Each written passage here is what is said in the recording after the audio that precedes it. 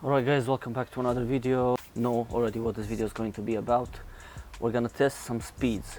So I've tested my Hoyt RX-7 Ultra with S cams, turbo cams before. The thing is, not everyone was happy with the results of my test, mostly because I used a very cheap chrono off of Amazon.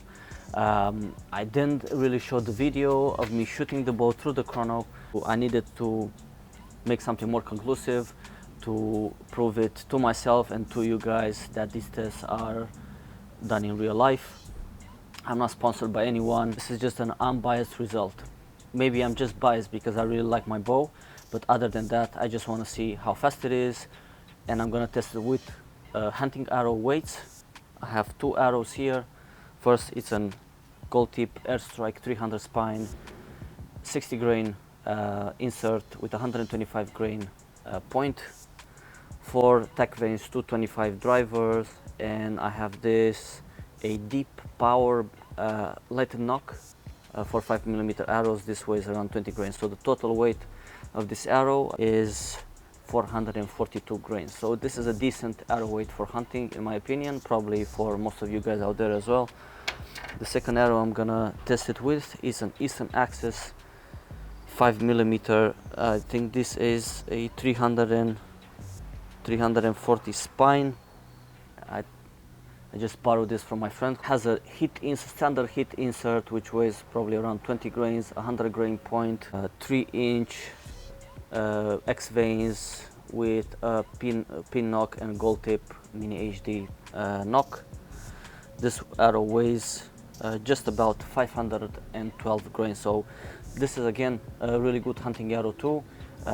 This is probably what most of the people use in the US, in Europe as well, for hunting, although I prefer something lighter. So we're gonna put these two to the test, but first I'm gonna do a quick overview of these Chinese Amazon nocks, the deep power nocks. So first, I've seen these nocks tested by John Lusk of Lusk Archery Adventures, who probably has the best, definitely has the best broadhead reviews on the internet. So I decided, I'm gonna give a try to these nocks, see how they are. They were really cheap.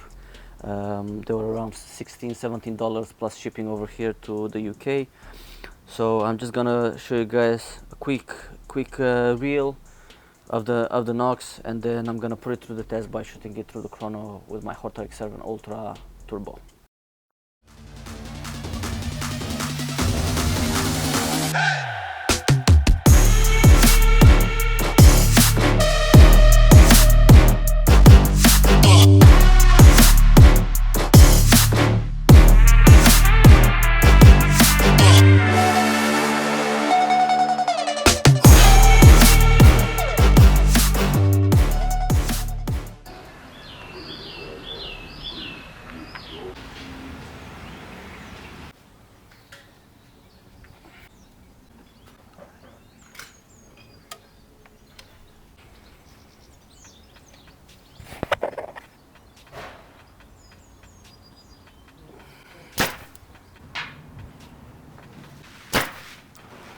Duplicate.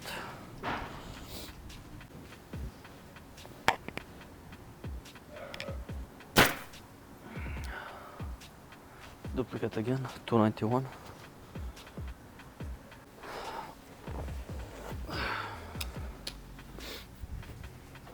Okay, so these nocks, they're holding up pretty well.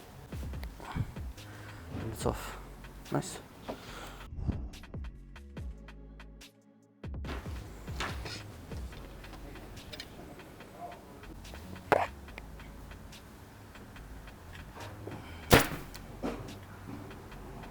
$271. Okay, so this is not the most accurate way of calculating the IBO, but I'm going to use here the Omni Aerospeed calculator. So my bow is 28-inch draw length. The top of the module on the scam 70.2, so I'll leave 70. That's the last time I measured it. Arrow 442 grains.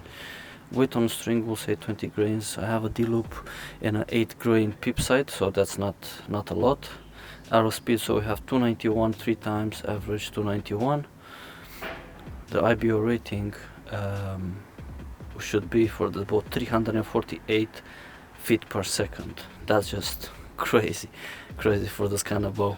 34 inches axle to axle, almost 7-inch brace sight, a carbon bow. Is just amazing. 348. Wow.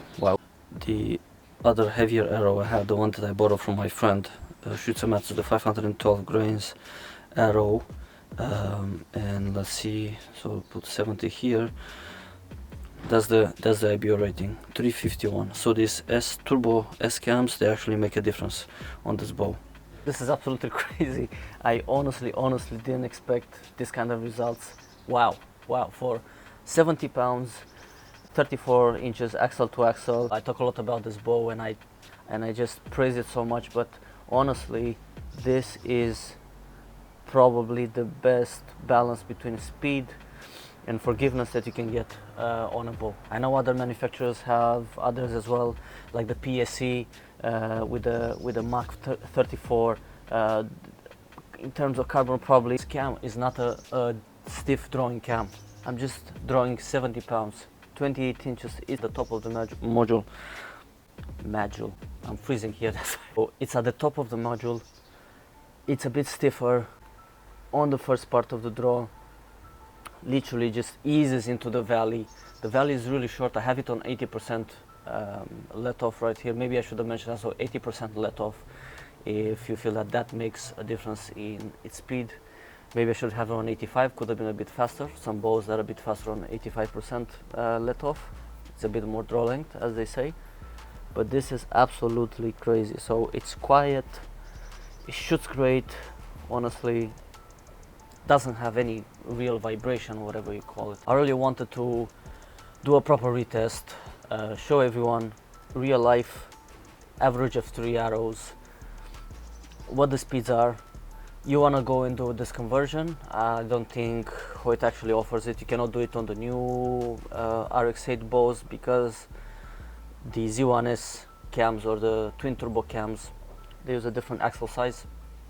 So these are smaller axles, but honestly, for a bow, you know, from 2022, with these cams, if you can do it, I highly encourage it. You don't need to go crazy. You don't need to go 80 pounds. Maybe you can do that, so that's great for you. I just want to be able to shoot a lot of arrows, practice a lot, and when I'll be going hunting, I want to be able to hold it at full draw and make a really good shot on an animal. So that's basically it, guys. I hope you enjoyed the video. Don't forget to subscribe. We're gonna do some more videos very soon, coming up with some cool stuff, working on something very close to my heart, that I'm keen to share with you. So that was all, guys. Thank you very much. Keep shooting straight. I'll see you on the next one.